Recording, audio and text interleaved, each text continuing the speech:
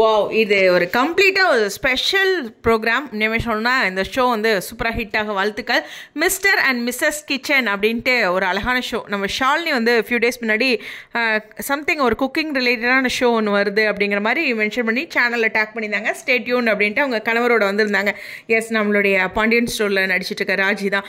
இது மாதிரி நிஜ வாழ்க்கையில் தம்பதிகளாக அவங்க வர்றது அப்படிங்கிறது இன்னும் அவங்கள பற்றி இன்னும் நிறையா நம்ம கனெக்டடாக தெரிஞ்சுக்கலாம். நிச்சயமாக ஸ்பெஷலான விஷயம். அது மாதிரி இதில் ஒரு போட்டி ஒரு கிச்சன் அப்படிங்கும்போது என்ன சொல்கிறதுனா, சிடபிள்யூசி முடிஞ்சோடனே வருமா இல்லை பேரலாக வருமா அப்படின்னு நான் நினச்சிட்டு இருந்தேன்.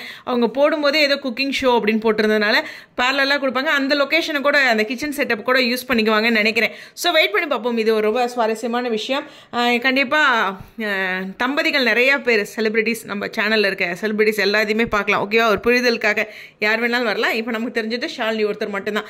சரி, இன்னொரு முக்கியமான விஷயம், பாக்கியலட்சுமி 1469 எபிசோட் முடிச்சிருக்காங்க. நிச்சயமாக அவங்களுக்கு ஒரு ஸ்பெஷல் ஷோ ஒன்று வைப்பாங்க இல்லையா, ஒரு ப்ரோக்ராம் ரெடி பண்ணுவாங்க இல்லையா, அந்த மாதிரி ஒரு ஸ்பெஷல் ப்ரோக்ராம் இருக்குது. கண்டிப்பாக வந்து இன்னும் அவங்கள பற்றி நம்ம நிறைய தெரிஞ்சுக்கலாம். நான் பார்த்ததுலேயே ரீசெண்ட் டேஸில் இல்லை, ரொம்ப நாளாக பார்த்ததுலேயே ஒரு சூப்பரான கிளைமேக்ஸ் அப்படின்னா பிஎல் தான். ஏன்னா நான் பெண்களுக்கு எவ்வளோ சப்போர்ட் பண்ணுவேன், ஒவ்வொரு இடங்களையும் சொல்லுவேன் அப்படிங்கிறது உங்களுக்கே தெரியும். அதில் ஒவ்வொரு பெண்களுக்குமே நான் சொல்கிற ஒரு விஷயம் என்னென்னா, ஓகே லைஃப் எல்லாமே ஓகே, நம்மளும் ஒரு கொஞ்சம் சம்பாத்தியத்தோடு இருந்தோம்னா ஏதோ வாழ்க்கையில் அப் அண்ட் டவுன்ஸ் வரும்போது அது யூஸ்ஃபுல்லாக இருக்கும், ஒரு தேவையாக இருக்கும். ஓகேவா? அது வந்து ரொம்ப அழகாக வந்து இண்டிபெண்ட்டாக இருக்கிறத பற்றி ரொம்ப அழகாக. சரி, ஒவ்வொருத்தரும் ஸ்ட்ரகிள் ஆகிருப்பாங்க, நிறையா சேலஞ்ச் இருக்கும், தவறுகள் இருக்கும். அதுலேருந்து என்ன லெசன் எடுத்துக்கிட்டோம், கோபியுமே ராதிகாவுமே அதை அழகாக கொண்டு வந்திருப்பாங்க. அந்த சொல்லும்போது செல்வி மாதிரி கேரக்டர் ரியல் லைஃப்பில் நிறைய இருக்காங்கன்ட்டு அதை அழகாக சொல்லியிருப்பாங்க.